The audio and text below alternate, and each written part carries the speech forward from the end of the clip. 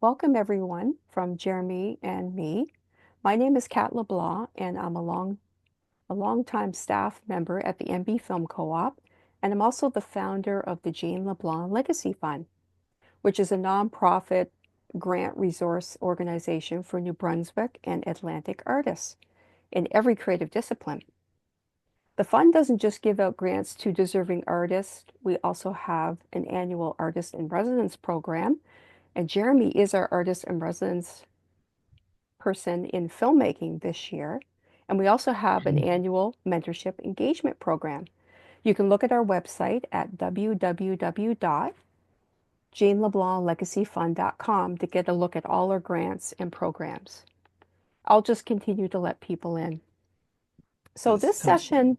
this session is less a workshop than it is an in conversation with my film colleague Jeremy, who understands more than most people the importance of accessibility during the creative progress.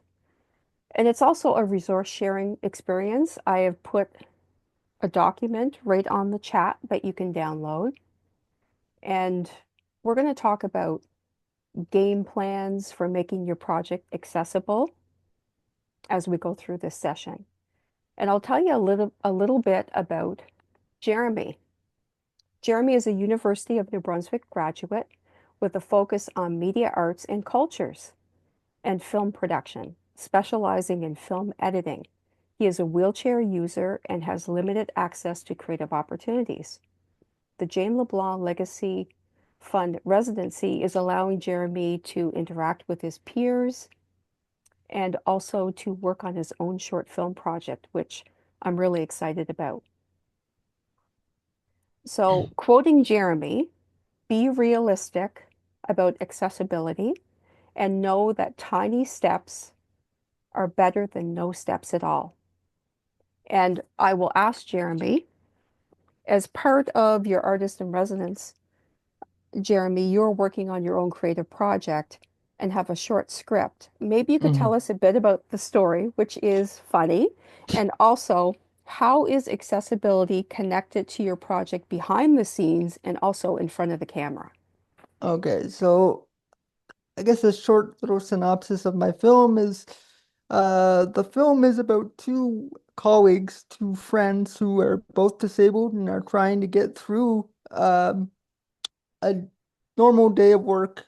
Um, and then hijinks happens and the events of the films play out in which they try to take matters in their own hands and fail, essentially. Um, so the whole point of this was me and another creative partner who lives in LA. We're coming up with a feature film uh, that involved disabled characters that were all sort of modeled after us and our disabled friends. Um, it was sort of like Ocean's 11 meets Italian Job meets Disability. And it was a feature-length film, uh, which meant that it was going to require a lot of funding and was going to take a lot to ever get done. Um, and then I sort of, this residency kind of fell into me, I guess you could say. I got an email from Kat being like, you should apply for this. And I was like, are you sure? And she's like, yeah, you should. And I was like, all right, cool. And then I applied for it. Then I found out what it was, like, because I didn't really know what it was, other than, a chance to get back into the film world.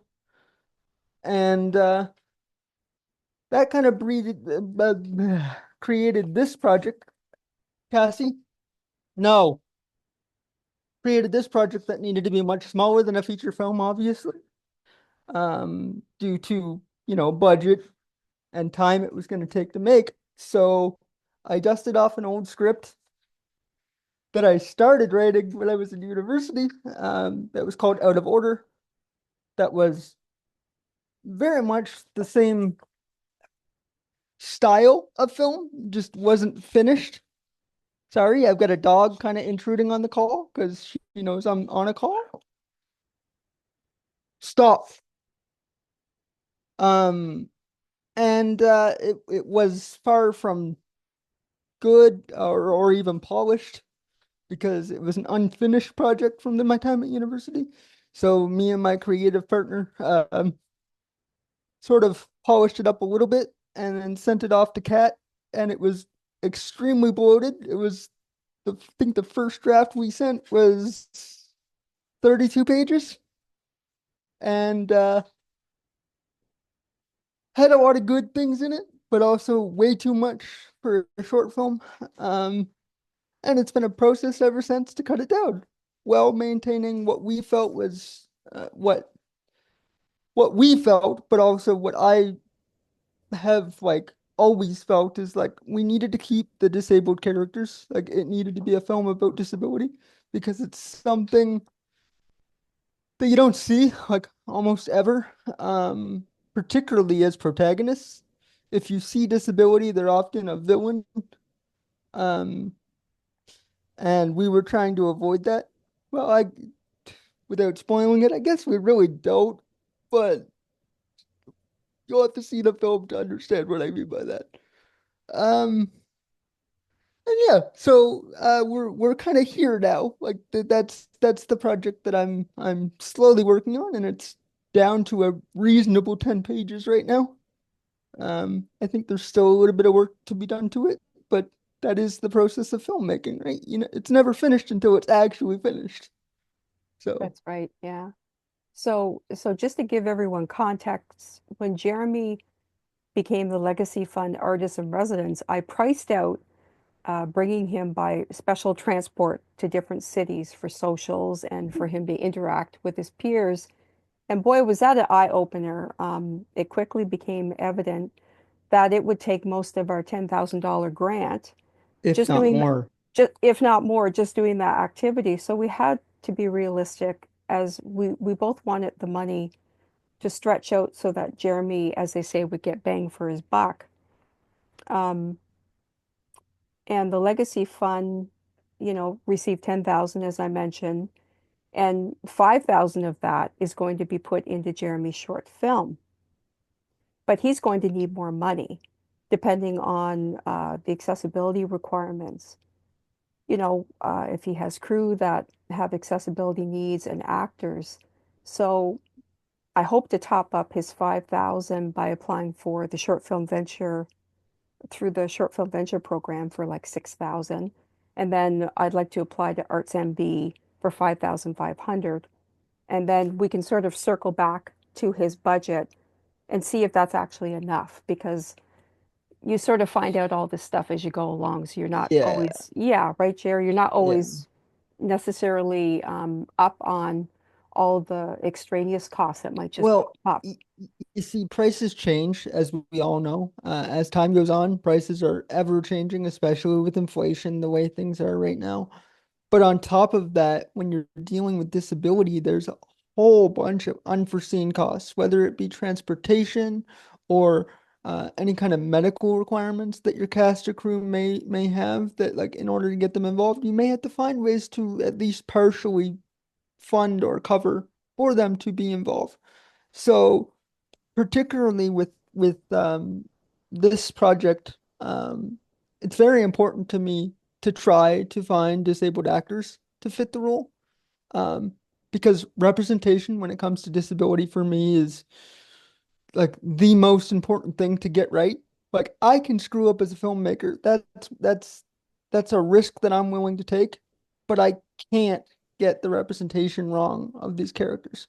Because again, you never see this in mainstream film, and yes, this isn't a mainstream film, but it's a step in that direction.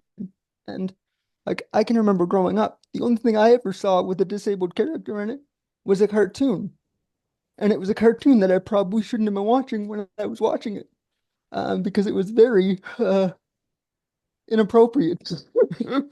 But it was I felt connected to it because it was characters that were similar in some ways to me. And it's just something that I didn't get to see. So that's what makes representation so key to me. Having studied representation in school, it's like no, this needs to be done right. And if that means I have to apply for more funding to do it right, then so be it, right? That being said, like if we were to shoot the script we have right now, based on a preliminary budget, it would be possible with 5 grand, Hmm. but it would be things would be tight. I'd probably have to cut some corners. The script might even be shorter than what it is right now. And for me, that would lose some of the charm of this project, because I've already had to cut uh, quite a few of my babies Mm. in the script, and it's always hard to do that. There's one scene in particular that I was going to start the film with, that was an interaction between one of the main protagonists and their significant other to show that like they can have a normal life. But due to time constraints of what a project like this kind of has to fall under, um, that had to be cut in order to keep the main point of the film coherent and intact. Um, so it's like there's all these little things that you don't necessarily think of until you get into the moment. Um, Especially when you're dealing with disability. Like, is the set accessible? Particularly if it's a set that you're not building, which is something that has come up in conversation about this project of like a good portion of the film happens in an elevator. Um, Elevators are not easy to shoot in. It's doable if you have able-bodied actors. Not as doable when your actors are in wheelchairs, because wheelchairs themselves take up a ton of space, particularly in the elevator that I envision this film taking part in. Um, which that's on me as the artist to like kind of weigh that out, of course. But I think because of that fact, that's going to have to be a built set as opposed to a practical location, which does add to the cost of a film like this. And it's something that I've never done. So it's going to be a process to figure out, okay, how do we build this? How much is the materials going to cost? And then how do we make this built thing accessible for wheelchairs? Which is a whole other can of worms, that I think will be relatively new to the New Brunswick film scene. Mm. Um, Jeremy, I yeah. think I think what impresses me most about you is that you're adaptable, but you also will compromise. I was thinking about this installation project I told you about that I'm doing, and Mhm, it was just like a giant of a project, and I had to compromise and it sort of distill it down and make it a smaller project because it just mhm, wasn't realistic. And I mhm, think I think it is important. Compromise is important, and I think with that mindset that we can accommodate different things depending on the budget that we're able to get for your film. But mhm. I was also going to ask you, okay, let's say you get the short film venture grant. Let's say you get artsnb money. Would you be willing to wait and apply to the Canada Council? Because that takes a lot longer. That takes 5 or 6 months to get further financing. So that's an interesting question for me because like my gut says yes, because more funding makes it a lot easier to do everything that I want to do and do it right. Mm, Um, but I wrestle with that in the fact that when I, as you're aware, when I started the residency, I put a lot of stress on myself to have something to show, by the end of the residency. right, And a lot of that was unneeded stress. We've had a couple of conversations about me putting unneeded stress on myself, um, because that's what I do. Um, so it's like I would have to wrestle with that stress of like, but am I accomplishing anything if I wait? right, And it's like sort of finding that balance of doing it right, well, um, still producing what needs to be produced in order for it to be deemed a success. Mm, in the eyes of whatever program it is, whether it's this residency or, other grants. It's like, I want this kind of stuff to continue for others, not just me. I mean, yes, it's great that I'm getting the opportunity, but the more people we get that can have voices that wouldn't otherwise have a voice, whether that be a disabled individual or some other marginalized community, like that's what film is. Like mm, it's a way to have a voice for those that may not otherwise get a voice. And that doesn't have to be coming from the creator. That can be coming from your characters. And that comes back to why representation is so important to me and like why I've been so dead set on the actors in this film being disabled is because even if it means I have to wait to get extra funding to like pay somebody to come in to hmm. be that, I would do that because it will better the film and it will better the community. Yeah. Well, Um, the reason I mentioned Canada Council as a really good option is because they do have extra funding for accessibility, for accommodation. mhm. So it's well worth it because you can actually get a grant, like a substantial grant, but then you can get further financing for accommodations. So I So, guess to answer your question, sorry to cut you off, but to answer your question, the answer is yeah, I would probably wait if it meant that I would stand a better chance of not compromising as much hmm, because there's only so much that I can compromise on and still feel like I've done what's best for the project. that's right. Yeah, Um, to, because you would need you know, it's just I'm used to producing my own stuff and I'm always thinking of all the pieces and some of the people here have produced things. So they're thinking of all the logistics and I'm thinking, well, yes. gee, extra funding, Jeremy will be able to pay for accommodation Yep. overnight as he shoots Yep. his film. And let's say the lead actor also needs that overnight accommodation for 2 nights. That Hmm. extra funding will be able to do that. And let's say you need someone to be with you to help Hmm. you out that would pay that person. So, I mean, all these things can be built right into the budget, Hmm. which is what we're trying to, I guess, get across to people that as soon as you come up with an idea or a concept for a project, start thinking about accessibility at that point. And Yeah. as you put your pieces together, you can build everything into your budget so that um, everything is accounted for, but also just to have an accessibility coordinator on your shoot, the person Yeah. who's actually looking after all those pieces. You know, so those are all, I mean, you're thinking about your story, you're thinking about how important it is to have what you need for you Hmm. to get your point across, right? To get your story across in a really strong way. And of course, I'm thinking about funding Hmm.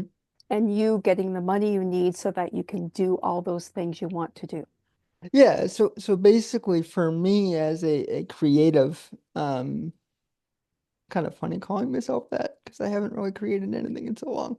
But for me as a creative, it's a balancing act because I am disabled. So that inherently means things are going to be more expensive, whether that be transportation or accommodations or whatever it might be. It also means that practical sets are more limiting.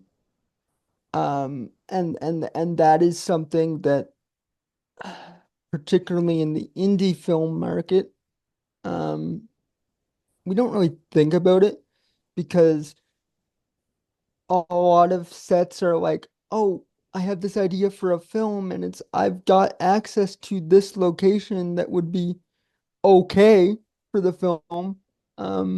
But it's an old rickety, like it's my neighbor's house or it's my parents' house or, something like that. And it's like, yeah, you have access to it for free. But what if your crew has somebody in a wheelchair? That location's not accessible. What do you do then? And I've come up against this so many times To the point that that's kind of what led me to be more of an editor as opposed to an on-set individual because I didn't want to put unneeded pressure on the creative in the situation to make me feel included on set in an environment that's not accessible. So, um, a good example of this is when I was at university, one of our projects, one of my senior project actually, Knots and Prods, we shot it in one of the bars in Fredericton. The bar itself was accessible. The problem is we shot in the middle of winter Oh, during a snowstorm. So that meant there was fresh snow on the ground. Electric wheelchairs don't do well in snow, like at all. So that basically meant that four members of the crew who were walking with me to get me to the set had to push me through snowbanks just to get me to the set, let alone having to do it after the shoot to get me back home. wow. And it was a lot of, I mean, they gladly did it. They didn't complain, but they shouldn't have had to.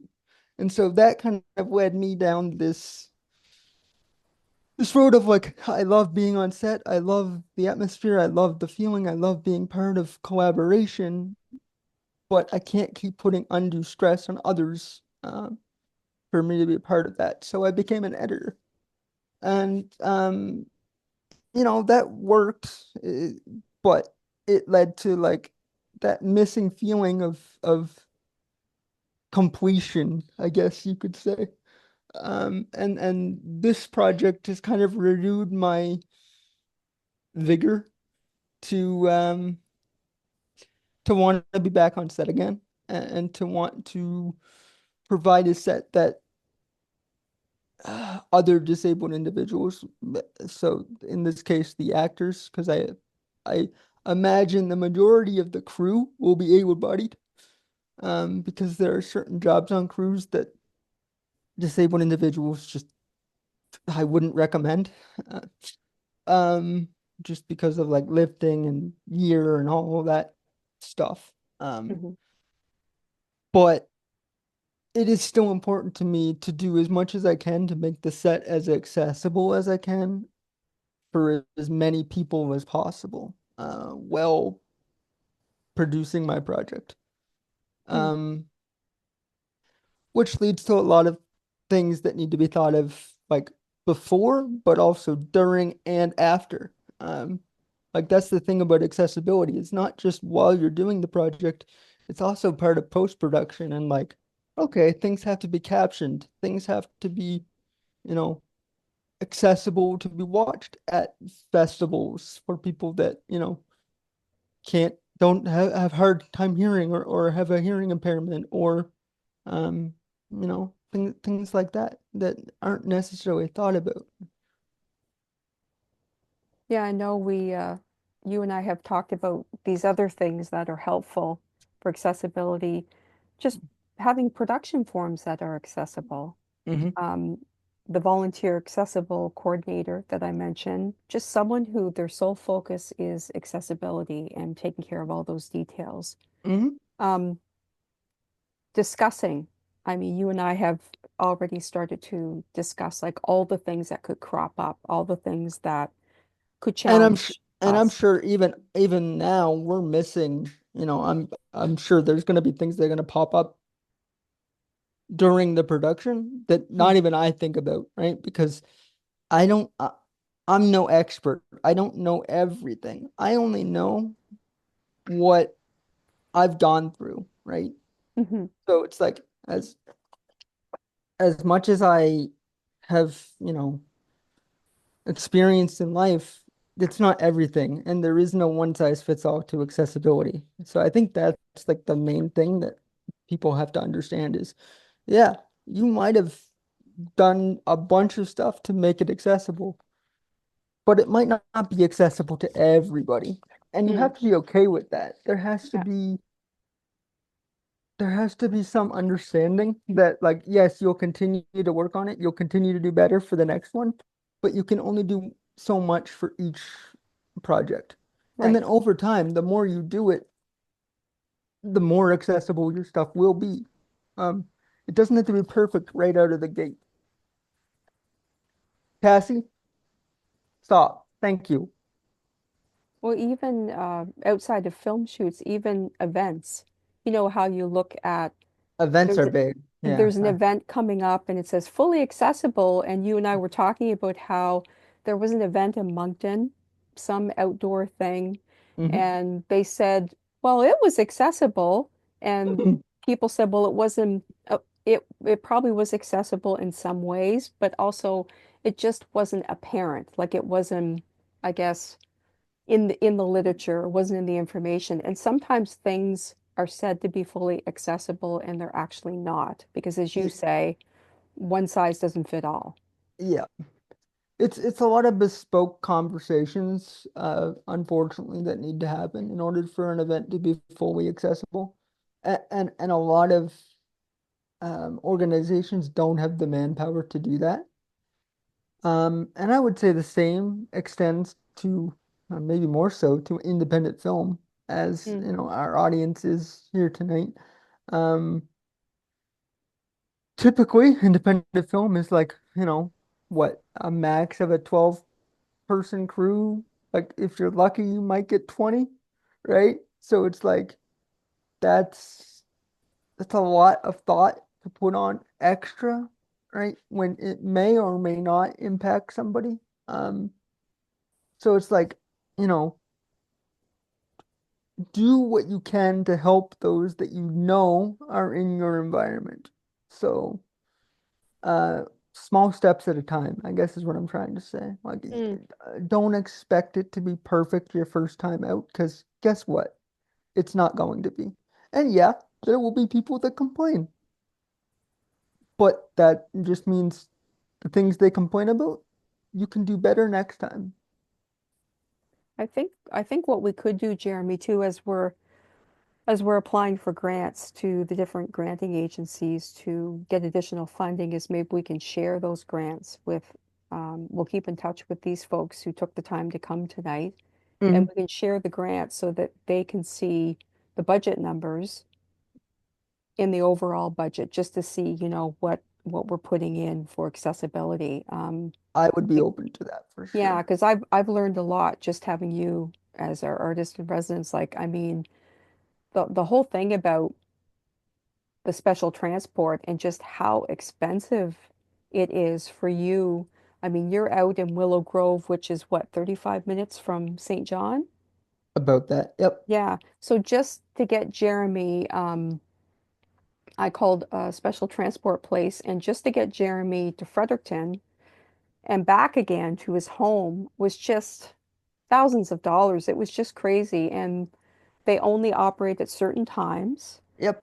If he's at our party, and he is a party animal, he's there for like 3, 4 hours, and they're sitting and waiting, and you're paying for it. And then they're taking you home again. Yep. So Yep. that was the biggest shock for me, because I just assumed, oh, so what I put in the budget for the artist residency was way off for accommodation. I think I had like a couple of $1,000s. And Um, it's funny. I remember when we were talking about me applying for this, transportation was a big discussion that me and you yeah, had, and I was like thinking in the back. I probably didn't say this to you because probably not. I probably didn't know how to word it, because it's like I knew that it was going to be very expensive. Um, just because I know how the world is when it comes to accessible transportation. So I was like, there's no way this is gonna work the way that she thinks it's gonna work. No kidding. So what we ended up doing, everybody, was Jeremy's brother-in-law drove him to the social, and I paid him for gas. So that's what we ended up doing, and we saved thousands of dollars just doing that. And we had to come to the conclusion that you couldn't transport yourself to Moncton to the member social there, but at least you made it to the social in Fredericton. but with a broken wheelchair, but yeah. with a broken wheelchair. Yeah, that's another thing. Like, you have a shoot coming up and suddenly your chair conks I out don't on you. I don't even want to think about that. Yeah, I probably shouldn't have brought it up. I don't want to jinx you. Hopefully by then I'll have a new chair. Particularly if we push it. Because I'm starting the process to apply for a new chair. That typically takes about a year to get approved and purchased, and so hopefully by the time I get to shoot this, I will have a new chair, and that won't be Yeah. an issue. Yeah, and if we, like I said, if we take our time, because I'm not going anywhere, neither are you, either is your dog. If we Yes. take our time and apply for, there's actually even more grants that we could apply for, in addition to artsnb, Short Film Venture, Canada Council. Like we could have a decent amount of funding, and it won't be so worrisome if challenges do pop up. Hmm. Yes. Um, and I mean, that being said, this isn't the only project I'm working on. Again, thanks to you and poking and prodding and pushing. Like I've started to write a few other things here and there, so who knows? Maybe at some point, like within this, maybe I shoot a much smaller project that, is not as costly. That's Uh, a really great idea. A friend of mine who he passed away recently, John Young, he actually purchased a GoPro because he really wanted to shoot stuff himself. So mhm, his final project, which I worked on with him, he literally shot the whole film on a GoPro in his chair. And he was speeding through the trails in Fredericton, almost hitting people. But he mhm. was speeding through with his GoPro and he managed to shoot this film and the footage looked amazing. So there's that option too. The co-op, film co-op has GoPros. If you wanted to shoot something on your own, you actually could, depending on your story idea. Yeah. Because I know you're always editing, but it would be really cool to see you shoot something as well, maybe something smaller before your big project. I mean, even if it's something like, we talked about this a little bit before the session, but even for me, if it's a documentary, because that's kind of where I come from, right? Like that's like I say come from. That's what inspired me initially as a filmmaker, um, was documentary. It was showing the real world, the real environment, um, particularly when it comes to disability. So, because again, it's something we don't see a lot. Anytime we see disability, it's sensationalized. It's inspiration porn. It's it's you know spectacular. It's a spectacle, right? And that's fine and dandy, and that's what my bigger project is in a way. It's meant to be a mainstream like spectacle of, for lack of a better term, but also there is something to be said about showing the reality. And to me, that's what documentary is. So even for me, if it's like turning this process that we're going through right now into a documentary, because it's something smaller and it's something that like wouldn't require a whole lot of shooting. It'd be like interviewing myself, maybe interviewing you, Tony, Matt, people that are involved in it. That stuff's easy to do virtually. I say easy, it's easier to do virtually. Um, and there is a story to be told. I say all that to say that one of my favorite films is a documentary called Murder Ball. Hmm, Um, I've it's a seen sport, that. it's a sport documentary. But for me, it's about more than sport. It's showing, okay, so I should give a premise of what the documentary is. It's a documentary that follows the US Paralympic wheelchair rugby team in, I think, the 2004 Olympics, Paralympics. Could be wrong on the year, but I think that's right. Um, and they do a very good job of not shying away from the disability and like the kinds of questions that people with disabilities get asked.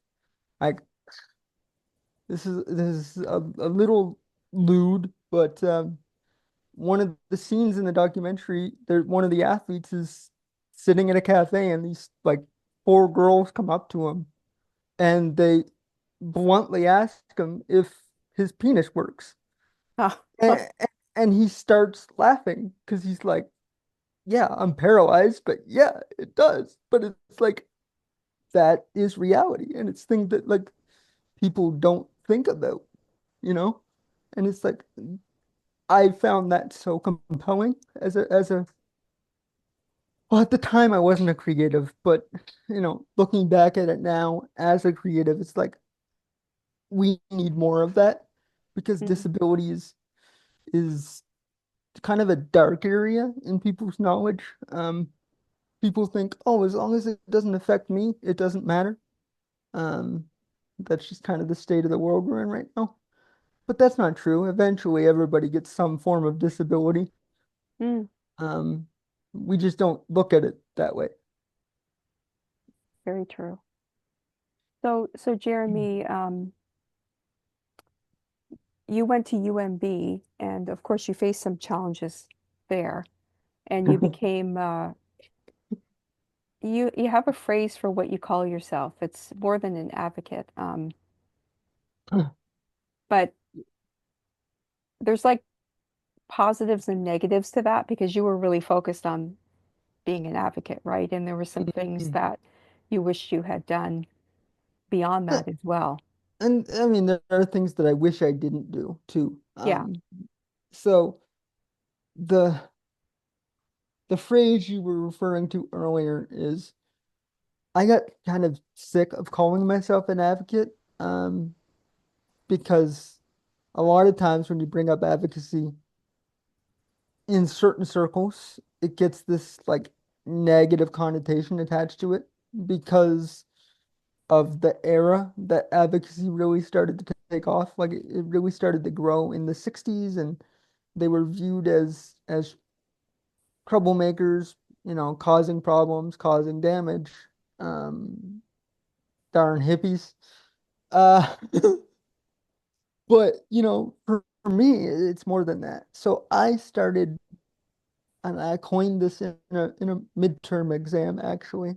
Um, I started calling myself a barrier breaker because it wasn't so much about advocating for change as it was pushing through what was stopping me and what was stopping others from being able to do what they wanted to do, which, yes, involves advocating and it involves doing it the right way, uh, following policies and all the boring stuff that, like, you're gonna bash your head against a brick wall 1,000 times. Uh, but you have to do it because it's the proper way to do it. You don't want to ruffle too many feathers.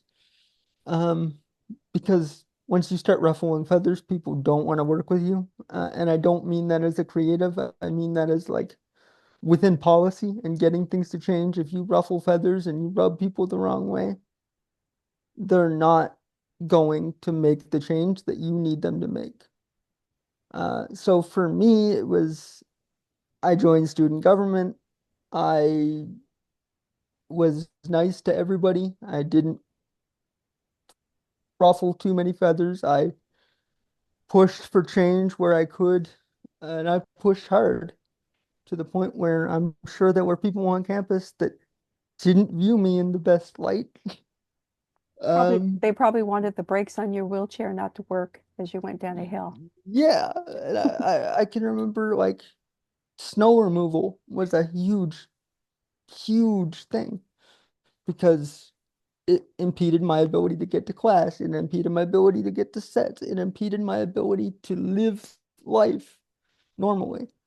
Um, I mean, I worked on campus. There were days I couldn't make it to work because the snow wasn't cleared well good enough. There were days I couldn't make it to class because the snow wasn't cleared enough.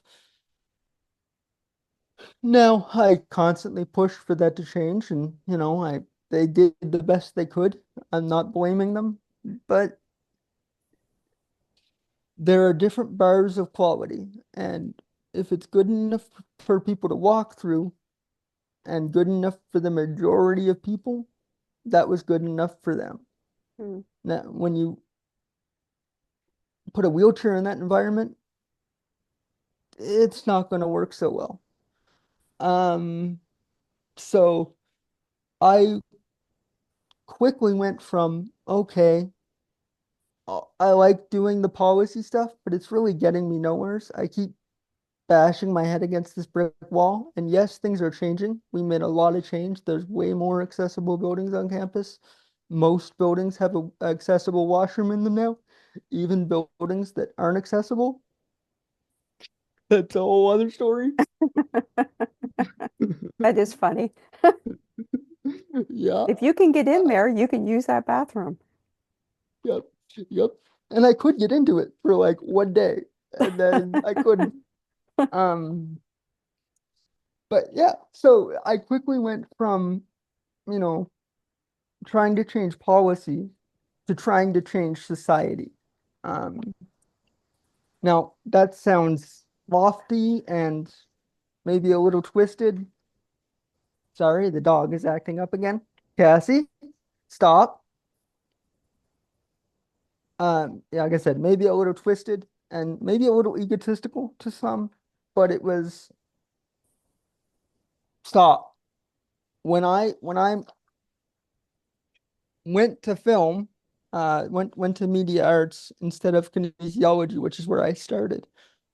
I quickly learned that I could use my projects to get my point across, and it could become my voice. So I didn't have to bash my head against the brick wall. I could Mm, utilize the audience that my projects had, as small as it was, whether it be the 30 people in my class, the 250 people in my class, or YouTube, to to get my point across about what needed to change and possibly how we could change it.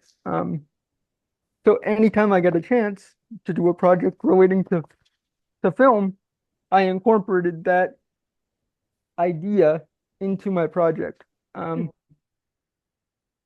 and, you know, got the audience asking questions of like, why are things the way they are? Maybe we should change them.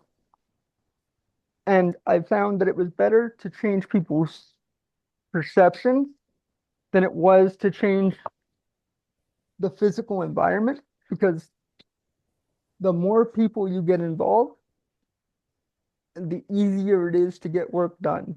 mhm, Um, So yeah, the environment may not physically change, but you get more people thinking about it, and then the next generation comes and they come into it thinking about it right off the start.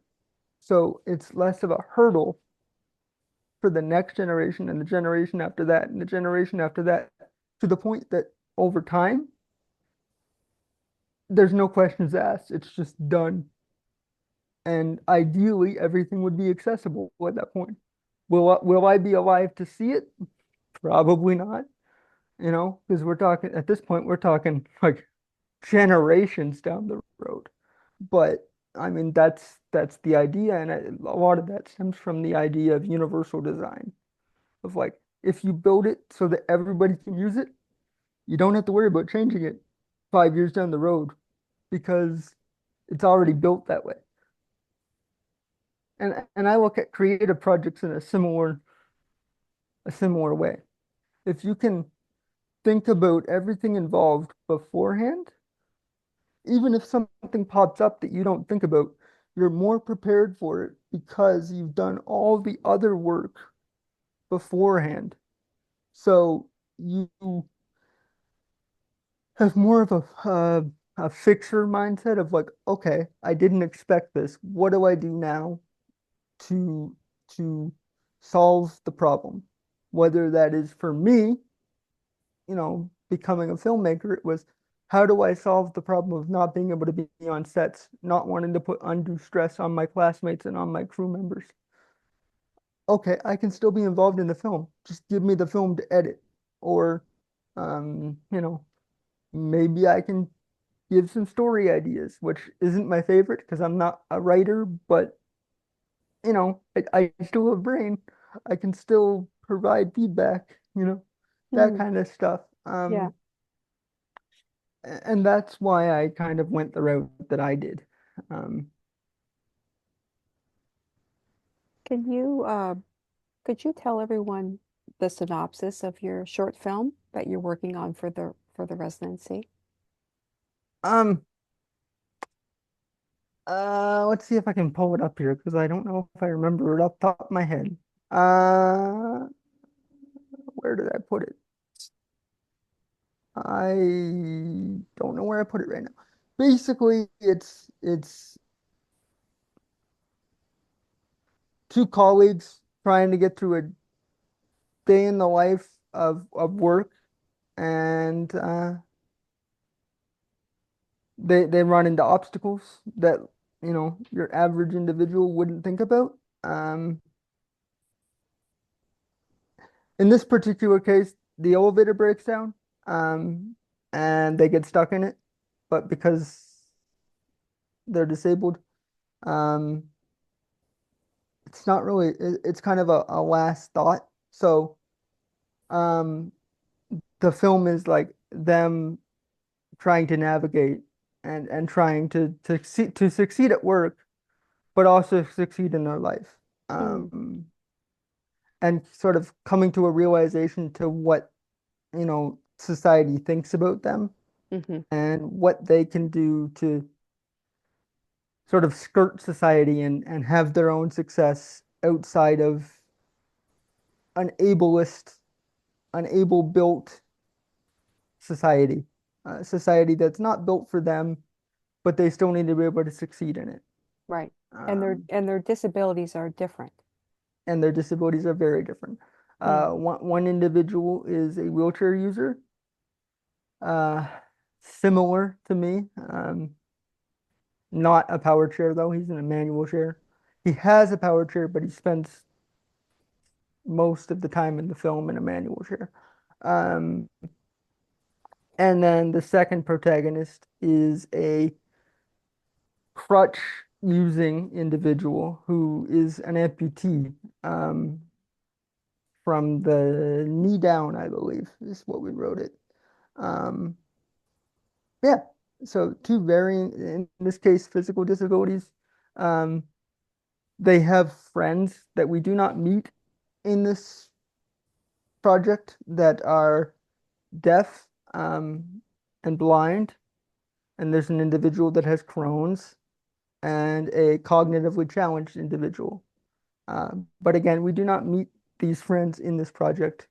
That is for a later installment, um, to hopefully what I want to become a much bigger mm, franchise series of projects. right. Um, yeah, Cool. it's a big dream. It's going to take a while to happen, and hey, it may never Mm, happen, but I'm going to at least try. yeah. And I hope to help you. Hopefully, I won't be 90 years old. Trying to help you. I'm not getting any younger. It's 7:52, and we'll probably end soon. So, if anyone had any questions about anything, please, Yeah, I was yeah, just going to ask if anyone had any questions. I do have more documents to send people afterwards as well. I've got all kinds of helpful accessibility documents, but any quick questions from anyone? Or maybe challenges or issues you've run into doing a production or an event or anything? I can't see faces, so Yeah, I can't either.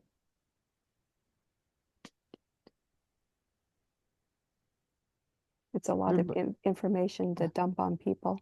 everybody seems to be muted, so if you do have a question, Oh, there's Ham. Yeah, um, yeah, just I want to tell you thank you very much. I feel grateful that I listened to you today. Um, I feel that you did a lot of challenge even to go to the university and study and change the rules or there. It's really you inspire me. Um, bravo. Yeah, yeah. This is the first thing. It's really bravo, bravo, bravo. And the second thing, I love to help you as a volunteer uh, at anything of your production. You have many things, and I feel you will do a great, great, great job. So I love to do that. I Thank you very appreciate much. that. I appreciate that. Yeah, I will also would like to add the same. I am very grateful to listen to you and take in account all the things that we never think about it. And it's very insightful to have that approach. Um, and I have a question.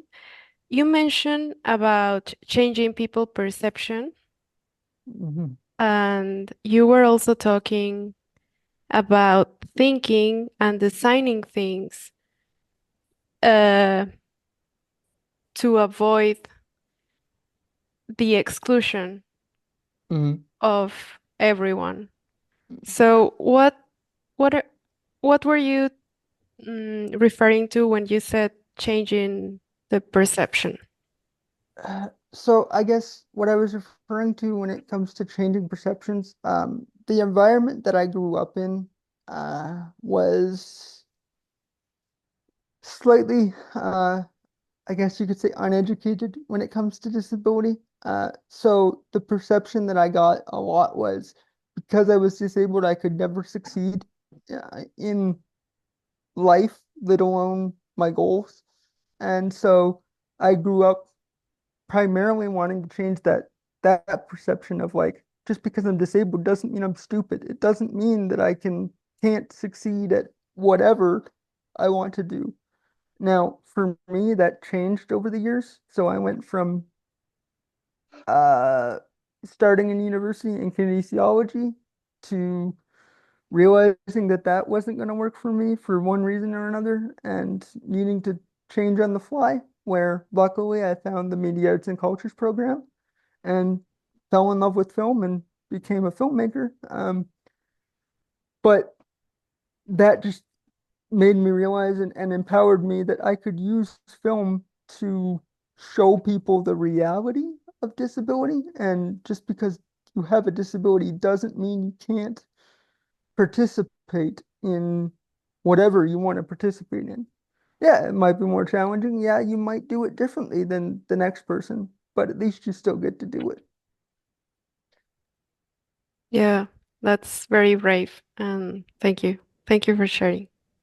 No problem. So, Jeremy, we have a note from Brittany Sparrow. I just wanted to comment about the cost of things.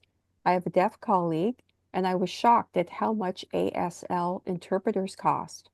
And we Oh, always yeah. and we always put them in the budget, but I can imagine it being a huge challenge in low budget stuff.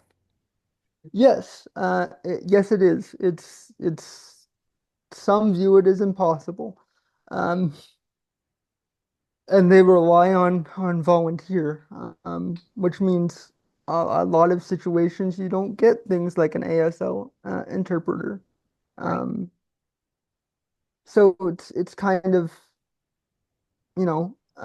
doing your best to find solutions, whether that is extra money for the budget or a volunteer. Like maybe there's a family member, as much as we hate to put more pressure on the individual, like sometimes that's what it takes. I mean, perfect example of that for me is the transportation to Fredericton. We wouldn't have been able to do that if it wasn't for my brother-in-law. Mm, Yes, it wasn't the perfect solution, but it was a solution. yeah. Um, It was a eh, hot day too. It was a super hot day. My yeah, gosh. yeah. So, I guess my response to that would be yes, things are prohibitively expensive. Um, and I don't know a whole lot about funding for independent productions. But I do know that there are organizations out there that help provide uh, avenues of funding. AMI comes to mind. Um, that's the Accessible Media Institution, I think is what it stands for. I could be wrong on that. They primarily work with hearing impaired individuals or vision impaired individuals. They do a lot of described video and they've tried expanding over the years, but they're also uh, more of a nonprofit and have gone through a lot of structural changes in the last 10 years. They used to be a lot bigger. They're very small now because accessibility is very expensive. Hmm. Um, Unfortunately, that is the nature of it because a lot of things are labeled as medical, and anything medical, people can charge whatever they want to charge. Yeah. Dave, Um, I think accessible media has helped some of our members make their content accessible. So they're really great folks, but you're right, they have very little money now. yeah, they used to be a lot bigger. They used to have a regional office in Mm, every, at least one in every province. Some provinces had multiple. Now, as far as I know, they've got the one office in Halifax. That's yeah, all they have. yeah, And it's sad to see because yeah. they were a very useful um, support system for a lot of independent and not independent projects that just doesn't exist now. Same for getting projects out there. Like they had the cable station. I believe it still operates, but it's been a while since I watched cable. But there Mm, was a lot of productions that were made specifically for it that are inherently accessible because they were made for AMI. Um, and I mean, that is a whole world of production that most people don't think about. But it's like things like described video, captioning, translation. All of these things should be built into your into budgets. And all of these things are very expensive. mm. Yeah. Um, okay, so it's 8:01. I think this is a good time to close. And Jeremy, I really appreciate you giving your time to do this session for us for Silverwave. No problem.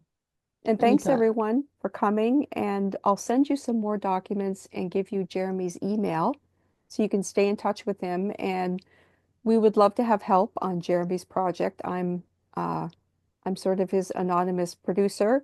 Uh, Not so person, anonymous. well, really, but yeah, person just applying for money, trying to get grants and stuff. But I know Jeremy would appreciate the help, and we'll keep in touch. Indeed. Thank you. Thank you very much. Okay, Bye. bye-bye. Bye. See you later, Jeremy. See ya. Talk soon. Yep.